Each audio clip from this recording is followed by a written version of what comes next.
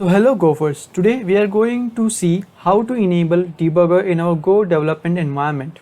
We are not going to discuss what a debugger is, I assume you are already familiar with it. We will just learn how to configure it. So I'll show you 3 ways in which you can configure a debugger for your Go application. The first one being the binary or a local process. It is for people who don't use containers in their development environment, and it is your plain Go build statically linked binary that you run on your terminal. The second one is the Docker container. It is for people who use Docker and Docker Compose in their development environment. And the third one being Kubernetes, where you deploy your containers in Kubernetes. We will see all these 3 types and how to enable debugging in these environments. So let's get started. These are the prerequisites which must be installed. Golang, Go tools and VS Code should be installed on your system. I'll provide a link in the description which will help you in installation. Okay. So to configure debugger in any of the above mentioned modes, the steps are same. Just the config values will be different. So let's start it. Let's get an introduction of our project. Okay, so I have my Go app here, which is a simple HTTP server. As you can see, it has a single endpoint called Avenger, and it gives you Avenger on the basis of the ID that you passed. Let's see this in action. So I'll go build, I'll run my server. The server is running. I'll just send a curl request, and here it is my response. Simple application. So let's configure this debugger for this local process. So go to your VS Code, right? Here you will see run and debug. Click on it. You have to create a launch.json file which has the configuration to run your debugger. So click on this button if you don't already have it, and select launch package, right? So this configuration, we have to just change this thing to our workspace folder. This is the folder where your binary lies. So my binary lies on the root. So this is my workspace folder. You can change it as per your folder structure. Okay. So this is the configuration that you really need to enable debugging in your local process. Okay, so let's try it out. Before trying it out, you have to stop the server that is running locally. Okay, that is it. Now to run it, you are in the debug, you're in run and debug tab, and just click on launch process.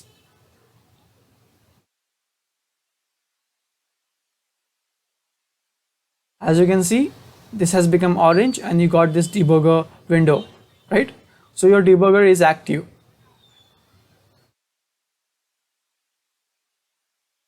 This is my endpoint. So let's see if it is working or not. So currently I don't have any debugging endpoints, debuggers. So if I send the request, I should get response as soon as possible. Here it is. Great. Now let's add a breakpoint. I would like to add a breakpoint over here. Right. Now let's make a request. Nice. As you can see, debugger has been activated. Now I can see the variables that are assigned and I can walk through my code. So I'll just step over, just go in, step over. Simple, right? So this is it for the local process. Now you can just close the debugger. You can restart or disconnect. So I'll stop the process. So this is simple local binary setup. Now let's take a look at Docker container, right? So you need a Docker file, right? So you need a Docker file. So here is my Docker file. As you can see, it is a multi-stage Docker file. In the first stage, I'm building my application using Go build, and one more thing that I am doing here is I'm adding a binary called DLV. This binary is responsible for running debugger, and this is what really VS Code runs in the background. So you need to install it if you want to debug your remote containers, right? So in the first stage, we are adding these two binaries. First one is our application and the second one is DLV. And in the second stage, which is just an Alpine container, we are just copying these binaries. Okay. Now the last important step here is this one. Instead of just executing our application, we are wrapping our application inside DLV. So what we are doing here is we are starting the DLV debugger session and telling us to exec into this application. Okay. So this is our simple Docker file. So you need to just build this Docker file and run it. So I have already built the Docker file, so I'll just run the container.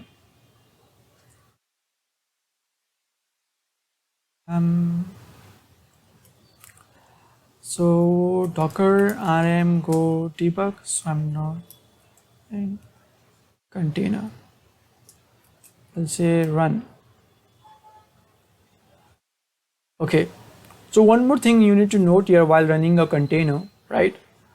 8090 is the port where my application is running, right? So this is where my curl request will go, and 4040 is the port where our debugger is listening. If you take a look at our Docker file carefully, we have given it a command to listen on 4040, so that whenever the VS Code tries to connect, it connects it on 4040. Okay, so this is our Docker file. Let's start our application. So our application is running, but we cannot connect it with our previous configuration. We need a new configuration. Just go to your vscode.launch config, click over here, press enter, and press Control space to get some actions, and click on Go Connect to Server. Right, so I'll just add a comma over here. Right. So my port is 4040, and we don't need this remote path. Right. So this is it. It is this configuration is enough to connect to any remote container built using our Docker file. Right. Yeah, let's connect it. Let's go to run and debug. Now instead of selecting launch package, which is this one, I'll select connect to server. Okay, so are you ready? My container is running, as you can see here. I'll just say connect. Right, we have successfully connected to a remote container. As you can see over here, it is orange, and we have our debugger window. I'll go to users. I'll just remove this breakpoint and test if my application is running smoothly or not. I'll send.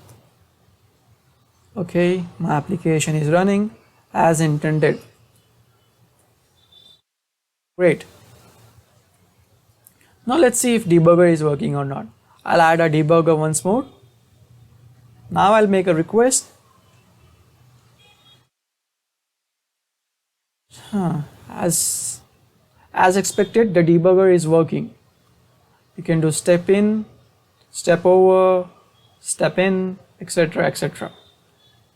You can restart the debugging session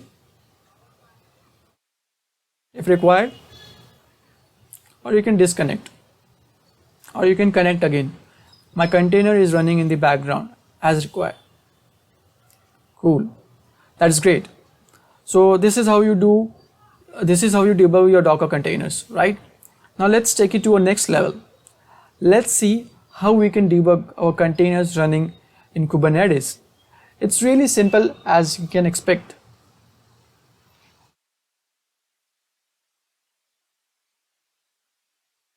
So I'm closing my Docker container.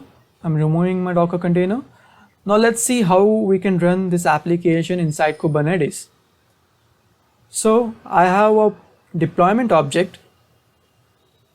It is named Go Debug container, and I'm using this latest image over here. Right, this is enough to run your application. So I'll just say I'll run this application using kubectl apply. Kubectl apply -f. What is the name? Deployment.yaml.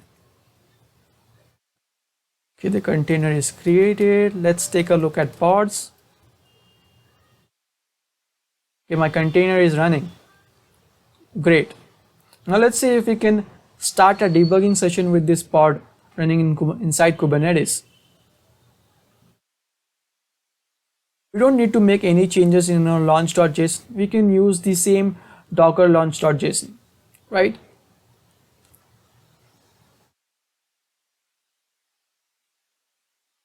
Before doing so, as you can see, the VS Code tries to connect it on port 4040, and our application and our curl request need to made on port 8090. So we need to port forward those things. So I'll run a quick port forward command. Commands.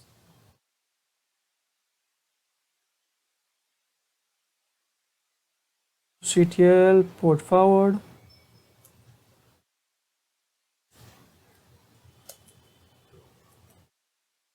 Okay, great.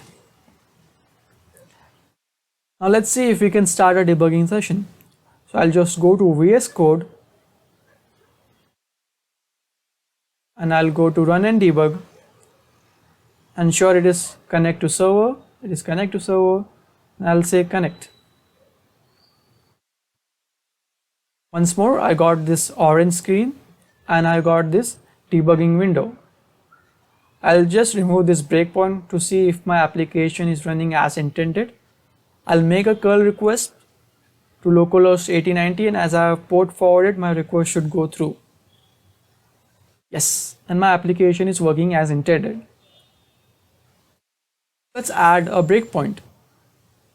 I'll add a breakpoint here once again.